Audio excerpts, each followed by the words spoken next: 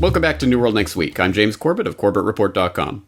And I'm James Evan Pilato of MediaMonarchy.com, building moon bases with the enemy.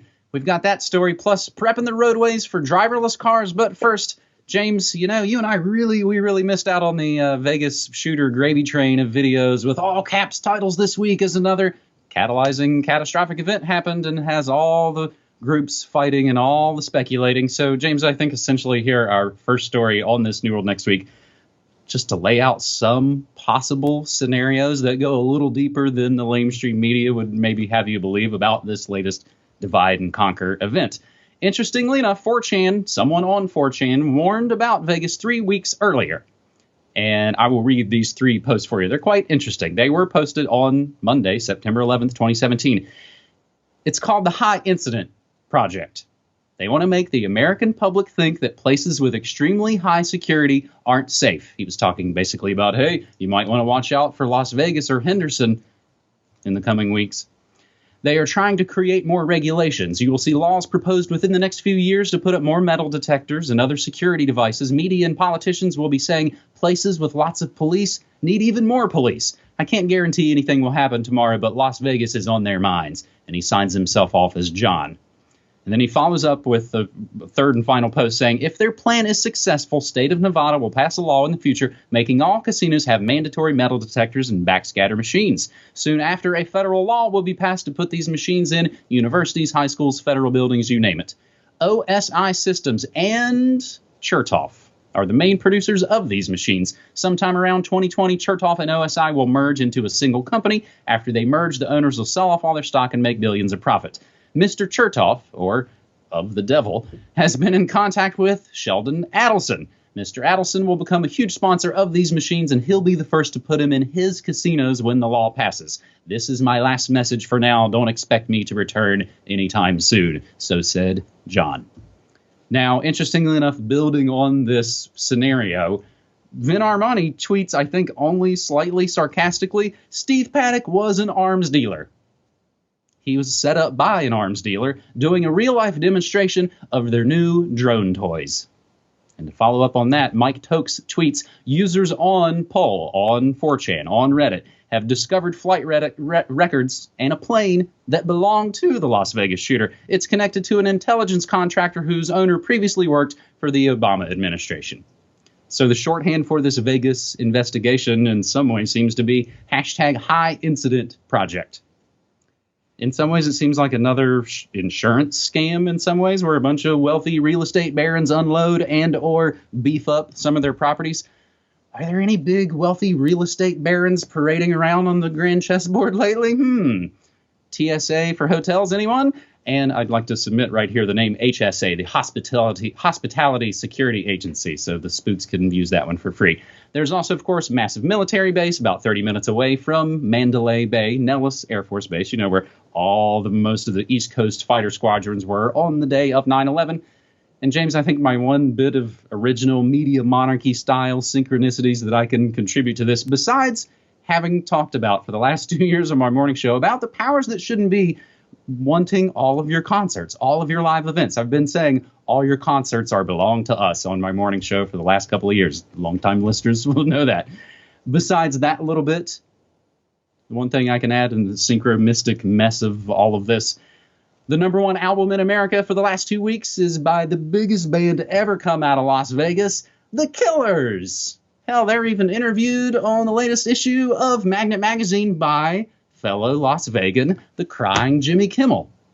So, James, I don't know if you even want to step into this. I actually had some people in my chat saying, oh, man, I hope Corbett will set up an open source investigation on the Vegas incident, and I kind of doubted it. James? Well, I hope those people would go back and watch my very recent video entitled The News is a Social Construct It is Being Used to Program You, in which I laid out the fact that in the wake of every major news incident, people understandably come and say, oh, are you going to do a video on this? I want to hear your take on it. What's your hot take on Las Vegas or whatever? And I pointed out that this is just a byproduct of the fact that the MSM is still in control if they can tell you what the news of the week is and make everybody in the world talk about it endlessly and fixate on it.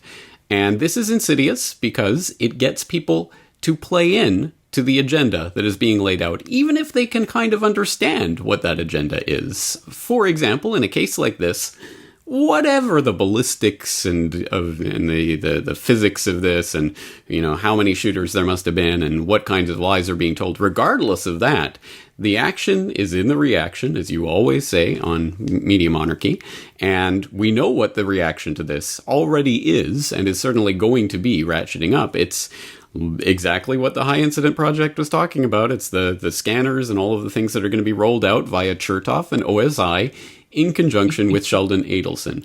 So everybody who's making this, giving their time and energy and effort and making this the center of their universe, are playing into that agenda where this is the most important thing in the United States right now.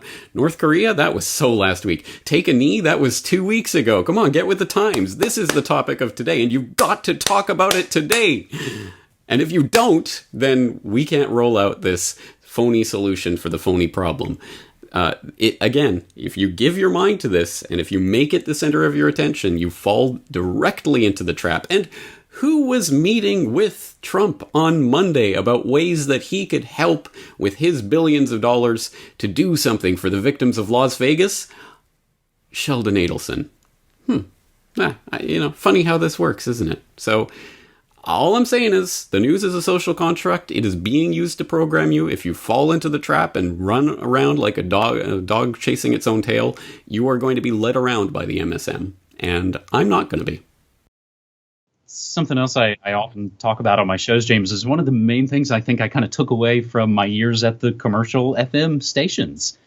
And that was the realization that, your TV stations, your local radio stations, they're just looking at the internet for what to talk about. And essentially, the people who own these stations, they want, just like you're saying, we want you all talking about the same 3 stories. And it'll be whatever crazy thing happened on TV last night, arguing over the color of some dress, and whatever divisive kind of news story. They've kind of trimmed down the entire amount of discussions to be had down to just the last little couple of things. Now, of course, we will include everything we say and play, as always, in the show notes, as we always do for the last 322 previous episodes of New World Next Week. And what we like to do, James, because I knew even heading into this, is like, well, Vegas is the specter hanging over all of this. We kind of have to talk about it. But I prefer New World Next Week that's talking about the things that are going to happen, not just a constantly reactive thing. I like to talk about the news maybe before it happens. So with that, we will hop to the tweets, and you can submit stories for New World Next Week using hashtag New World Next Week. Techsperts propose reserving a stretch of I-5 for driverless cars. This via the Seattle Times, which begins with the requisite, "You're dumb for being afraid of the brave New World Order" line. And then they go on through the story to tell you how they're constructing a brave New World Order. If you have nightmares about robots taking over the world, here's something that might really scare you. Some tech industry veterans in Seattle want to ban human drivers from a 150-mile stretch of Interstate 5, I-5, and reserve it for self-driving trucks, cars, and buses. The ribbon of freeway between Seattle and Vancouver, BC, should be used as a testing ground for autonomous vehicles, according to a provocative proposal that says embracing the technology would save lives, ease congestion, and be less expensive than a high-speed rail system. Tom Alberg, co-founder of Madrona Venture Group and a board member of Amazon.com, and Craig Mundy, a former Microsoft executive, requested the plan Monday at a cross-border innovation conference in Vancouver, sponsored by Microsoft. They suggest phasing it in over a decade, starting with allowing self-driving vehicles in carpool lanes. Now, Amazon, Microsoft, all of this is what runs up here in the Pacific Northwest. Again, I often say, we've got the image of being like, oh, we're all the outdoor hippies and fun-loving. Everybody works for Nike or Intel or Microsoft or Amazon. So it's kind of that's who really pays the bills up here in the Pacific Northwest. And that's a huge thing. And this is, again, what they practice on the West Coast is what slowly gets rolled out for the rest of the coast. James? That's right. Well, actually, it's kind of funny, ironic. In that News is a Social Construct video I was just talking about, I specifically brought up the example of all the car rammings that were happening I mean, that was last month's news. Talk about old news. And I said, well, in the context of that, yeah, it'll get a lot of clicks and a lot of people talking if you make a video about each car ramming as it happens, and it'll be extremely relevant for at least 24 hours until the next one happens. But the bigger picture is the driverless future, which of course is going to be one of the things that they're going to be pushing in the wake of all of these car rammings. It's, hey, well, we've got to stop this. We've got to make cars somewhat autonomous so that they can kill the engine if they're heading towards a group of people or whatever. That's going to be one of the effects of this meme that's being played out, again, even in the alternative media. Everybody talking about the same thing, everybody getting on board, and they're heading straight into the agenda. And here it is, of course, the driverless car future is coming. It absolutely is coming. The only question is how they're going to roll it out to the public and whether the public will accept it. Those are the only questions that matter in something like this. So there's a lot to think about.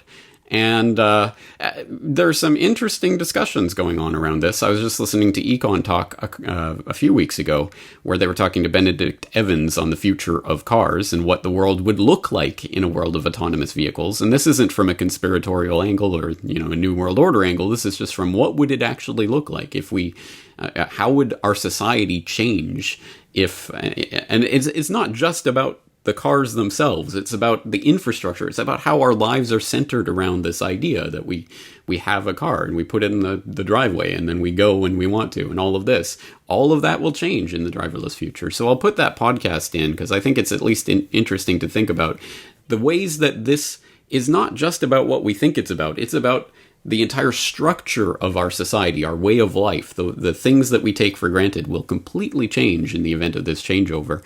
And that's the kind of bigger picture that I think we need to keep in mind when we're talking about these stories, because, again, any one of these, people might look at it and say, oh, you're just scared of technology, oh, you're scared of the future. No, we're thinking about the ways that our entire society is being engineered in a certain direction, and how much space does that leave us to act as human beings in the world, and how much are we being simply programmed by the technology that is using us? And that's a huge question, and one that I hope more people would put some more of their time into thinking about rather than the story of the day or the flavor of the hour. I'm glad you did mention car ramming, though. That's something that I'd kind of been tracking, as it were, with Lauren Coleman, who literally wrote the book on the copycat effect, which I think we are seeing play out day after day after day. The other, I think, interesting part to go along with this story in the driverless cars is something, again, a listener emailed me about earlier this year, and I looked into it because it was having one of those, we're having an open comment period. We want to pass all these laws, and we want to give you 30 days to where we act like we give a crap what the people will have to say about it. And it essentially concerns what's called V2X, or sometimes V2V, vehicle-to-vehicle communication. And they are rushing headlong into this. Spoiler alert, the comment period ended, and the industry commented, and they are very excited about vehicle-to-vehicle communication. It's essentially the Internet of Things for your car. And if you think that sounds like a big disaster waiting to happen, you're probably right. And I'll include a link to this. James, I think it goes back to what you were just kind of talking about from the Econ Talk. Not from a conspiratorial standpoint, actually just coming from old school, hardcore, car-loving people. The possible problems with V2X and vehicle-to-vehicle communication. So for our third and final story this week, again on episode 323 of New World Next Week for October 5th, 2017, after all the Gladio games and the strategio of tension, the gangs, we know, all work together essentially behind the scenes as we go to a story from Activist Post, who we'll mention had their YouTube channel ghosted this past week from YouTube with, I think, no explanation. Sidebar. U.S. and Russia planning to build moon bases together, and so are China and Europe. The two nations that have been seen as bitter rivals since the Cold War, and especially after the American 2016 election, in which Russia is, of course, still being accused without evidence of hacking. They're now moving to build a moon base together, this according to Never a Straight Answer.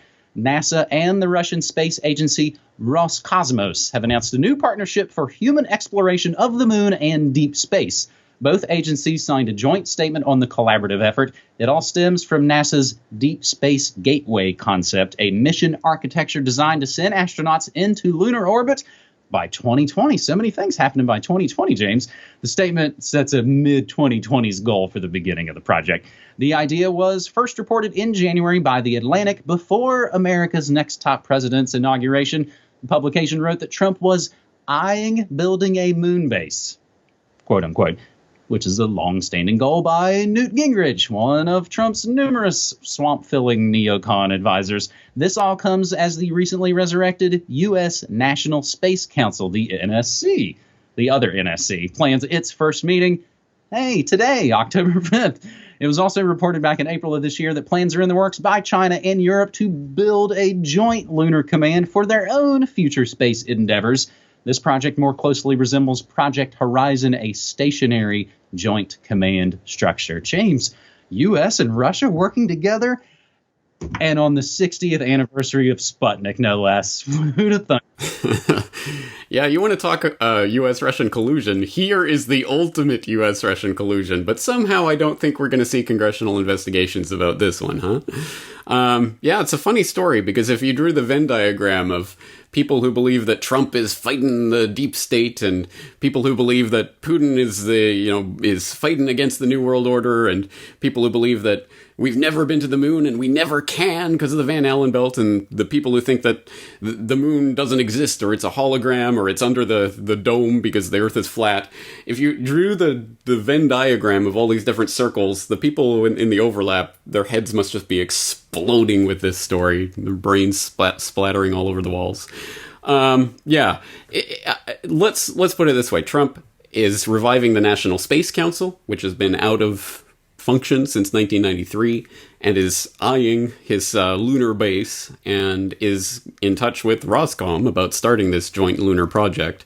And as you mentioned there, China and Europe are already talking about some sort of joint lunar command structure or something. So this is happening, and as we've been talking about here on New World Next Week several times now in the past, it is happening. We, in our lifetime, assuming we live to, 80 years old, or 8,000 years old if Ray Kurzweil and the Singularity people have their way. But anyway, within our lifetime, we are going to see the colonization of space in some form. The question is what form that takes. And I mean, is there any doubt that it is going to be the militarization of space? It is going to be a military endeavor by and for the elite and for their own purposes. And meanwhile, they're psyoping people into believing that outer space doesn't even exist. So you peons don't worry about what's going on up there. We'll take care of it. So this is the state we're in. And again, this is the bigger picture. It's really the picture of the breakaway civilization, and whether, who will populate the stars. Will it be the inbred, disgusting, eugenics-obsessed elite, or will it be humanity? And that's a choice that the window on that opportunity is closing. And stories like this make it crystal clear. And again, James, I think hopefully at best, in some ways, that's what New World Next Week can do. We actually talk about what is new and what is coming. We most recently talked about this, James, just back in July 6, 2017, to be precise. U.S. to create Space Corps in radical Air Force overhaul. And I bet if you go back to the show notes of that episode, you'll find the links to the previous times that we've talked about it. As we wrap up this episode, good Lord, we need a little bit of good news. So fortunately, I busted out the latest episode of Good News Next Week. This week, cord-cutting winter is coming. People are dumping pay TV even faster than has been forecast. Talk about that, plus backyard farms get connected online, and some almost extinct animals make a comeback. It is some solutions-oriented stories, some good news stories. That's called Good News Next Week, and I published it to YouTube, but also to BitChute as just a little bit of deprogramming note here. I've been still having some server woes and kind of Apple mobile device. I don't know exactly what's been going on. While I'm still under the hood trying to figure all that out to mitigate that, I'm just uploading both of my daily shows each and every day. That's 10 hours of media each and every week to my BitChute channel, bitchute.com/Media Monarchy. The Morning Monarchy, uncut, unedited, including the song of the day, and then also the daily hour-long DJ set that I do. Both of those published to BitChute without the copyright hassles and the flagging and the demonetization, which is not exactly my worry, but just to sort of sidestep all of that. So having said all of that, James, we are independent, non-commercial alternative media, and we ask that you support our work if you find it valuable. And you can find all of our links to our support pages, our Patreon pages, and more. James? All right. Talk to you again next week. Thanks, buddy. Take care.